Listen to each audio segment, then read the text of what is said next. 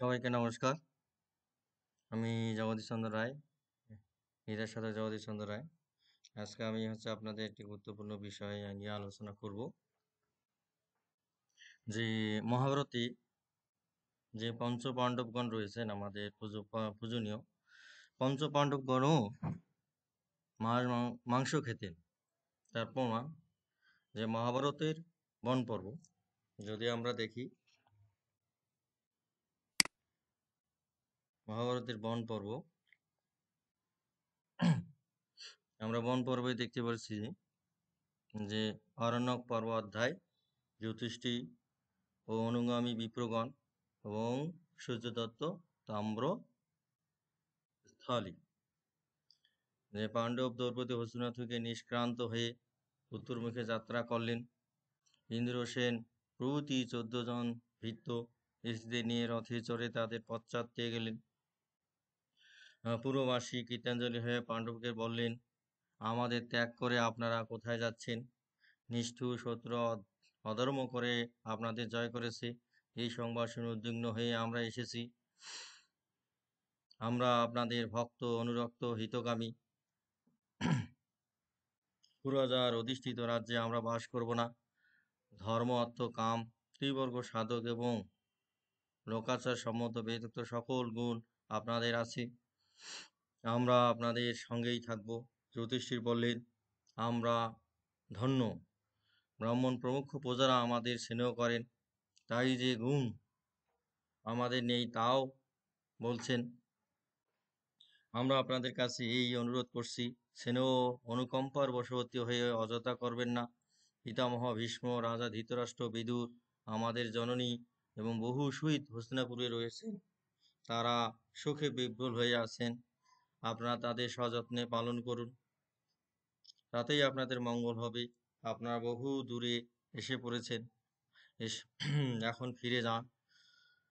আমাদের স্বজনবর্গের ভার আপনাদের উপর রইল, তাদের উপর স্নেহদৃষ্টি রাখবেন, তাতেই আমরা তুষ্ট হব। ধর্মরাজ জ্যোতিষীর কথায় প্রজাবর্গ হা রাজা বলে আর্তনাদ করে উঠল এবং অনিচ্ছায় বিদায় নিয়ে শোকাতুর চিত্তে ফিরে গেল। তারা চলে গেল।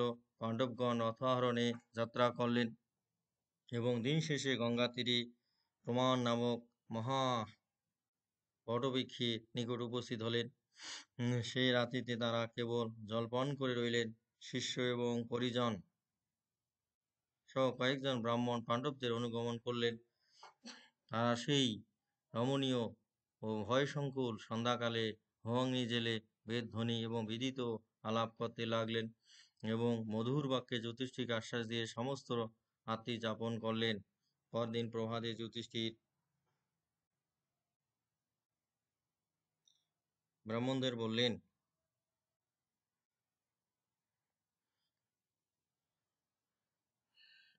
দুঃখে মনে বনে যাচ্ছি, সেখানে ফলমূল আর মাংস খেয়ে থাকবো। হিংস্র প্রাণী বনে বহু কষ্ট, আপনারা এখানে ফিরে যান। ব্রাহ্মণরা বললেন, রাজা, আপনার গতি আমাদেরও সেই গতি হবে। আমাদের ভরণ পোষণের জন্য ভাববেন না, নিজেরাই আহার সংগ্রহ করে নেব। আমরা ধ্যান ও জপ করে আপনার বিধান করব, মনোহর কথায় চিত্ত বিনোদন করব। যুধিষ্ঠির বললেন, আমরা আহার সংগ্রহ করে ভোজন করবেন তা আমি কি করে দেখব? আপনার ক্লেশ ভোগের যোগ্য নন। ধৃতরাষ্ট্র পদ্ধতি ধিক, আমাদের প্রতি স্নেহবশে আপনারা ক্লেশ ভোগ করতে চাচ্ছেন। তাহলে এখান থেকে আমরা বুঝতে পারি যে যে পরদিন প্রভাতকালে যুধিষ্ঠির ব্রাহ্মণদের বললেন, আমরা হতসর্বত দুঃখিত মনে বনে যাচ্ছি, সেখানে ফলমূল আর মাংস খেয়ে থাকবো। হিংস্র প্রাণী সকল বহু কষ্ট, আপনারা ফিরে যান। আপনাদের ব্রাহ্মণরা বললেন, রাজা, আপনার গতি আমাদেরও সেই গতি। আমাদের ভরণ পোষণের জন্য ভাববেন না, নিজেরাই আহার সংগ্রহ করে নেব। আমরা ধ্যান ও জপ করে আপনার মঙ্গল বিধান করব, মনোহর কথায় চিত্ত বিনোদন করব। জ্যোতিষী বললেন, আমরা আহার সংগ্রহ করে ভোজন করবেন, তা আমি কি করে দেখব? আপনারা ক্লেশ ভোগের যোগ্য নয়। ধাতরাষ্ট্র পদ্ধতির ধিক, আমাদের প্রতি স্নেহবশেই আপনার ক্লেশ ভোগ করতে চাচ্ছেন। যোগ ও সাংখ্যশাস্ত্রের বিশারদ সৌনক নামক এক ব্রাহ্মণ জ্যোতিষী বললেন, রাজা, সহস্র শোকস্থান আছে, শত ভয়স্থান আছে, মূর্খরাই প্রতিদিন তাকে অভিভূত হয়, পণ্ডিতজন হন না। শাস্ত্রসম্মত অমঙ্গল নাশিনী বুদ্ধি আপনার আছে। অর্থ কষ্ট, দুর্গম স্থানে বাস, স্বজন বিচ্ছেদের জন্য শারীরিক বা মানসিক দুঃখে অবসন্ন হওয়া আপনার উচিত নয়। মহাত্মা জনক বলেছেন যে রোগ, শ্রম ও অপ্রিয় বিষয় প্রাপ্তি ও প্রিয় বিষয়ে বিরহ, এই চার কারণে শারীরিক দুঃখ উৎপন্ন হয়। যে শারীরিক দুঃখের প্রতিবিধান করা এবং মানসিক দুঃখের সম্বন্ধে চিন্তা না করাই দুঃখ নিবৃত্তির উপায়। অগ্নি যেমন জলে নির্বাপিত হয়, সেরূপ জ্ঞান দ্বারা মানসিক দুঃখ দূরীভূত হয়। মন প্রশান্ত হলে শারীরিক কষ্টের উপশম হয়। স্নেহই মানসিক দুঃখের মূল, এবং দুঃখ, ভয়, শোক, হর্ষ, আয়াস সবই স্নেহ থেকে উৎপন্ন হয়। জ্ঞানী, যোগী এবং স্বাস্থ্যকর ব্যক্তি স্নেহে লিপ্ত হন না। আপনি কোনো বিষয়ে স্পৃহা করবেন না। যদিও ধর্ম চান, তবে স্পৃহা ত্যাগ করুন। জ্যোতিষী বললেন, ব্রাহ্মণদের ভরণের জন্যই আমি অর্থ কামনা করি। আমার নিজের লোভ নেই।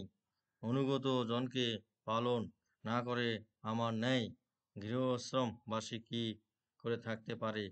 তৃণাসন, ভূমি, জল, মধুর বাক্য, এই চারটির অভাবে সজ্জনের গৃহে কখনো হয় না।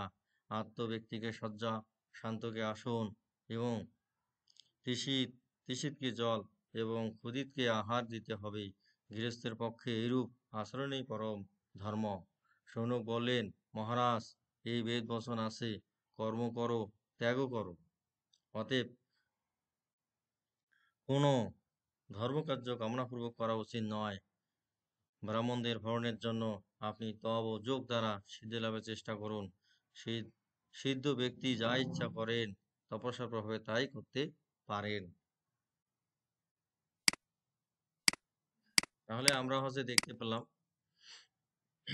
যে মহাভারতে বন পর্বে যুধিষ্ঠিরগণ বা পঞ্চপাণ্ডবগণ যে মাংস খেয়েছিলেন, যে হতসর্বস্ব দুঃখিত মনে বনে যাচ্ছি, সেখানে ফলমূল আর মাংস খেয়ে থাকবো। তাহলে তারা মাছ মাংস খেয়ে, এখানে অর্জুনও হচ্ছে মাছ মাংস খেয়েছিলেন, পঞ্চপাণ্ডব মানে সবাই এখানে মাছ মাংস খেয়েছিলেন, মাংস খেয়েছিলেন, খেয়েও তারা সিদ্ধি লাভ করেছিলেন। তা আমরা শুধু শুধু সমাজে যাতে ধর্ম করতে আগ্রহী, তাদেরকে এই খাওয়ার উছিলায় ধর্ম থেকে পিছিয়ে দেওয়া আমাদের কখনো উচিত নয়। সবাইকে নমস্কার জানাই।